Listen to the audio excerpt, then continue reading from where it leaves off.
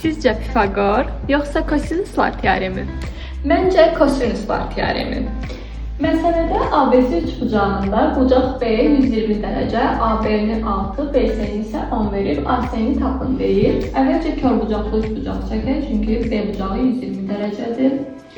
A, D, D deyil, B bucağı 120 dərəcə, AB 6, BC isə 10. Biz A təpəsindən hündürlük endirib Pifaqor teoremini tətbiq edə bilərik, amma bu çox uzun yoldur. Gəlin kosinuslar teoremi ilə gedək. Bizdən AC tərəfini istədiyi üçün bura bir x deyirəm.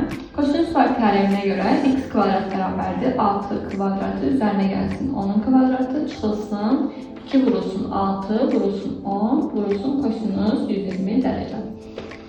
Daha sonra bərabərdir x kvadratı bərabərdir 36 üzərinə gəlsin 100 çıxılsın 2 vurulsun 60 kosinus 120 dərəcəni mənfi kosinus 60 dərəcə kimi yaza bilərik.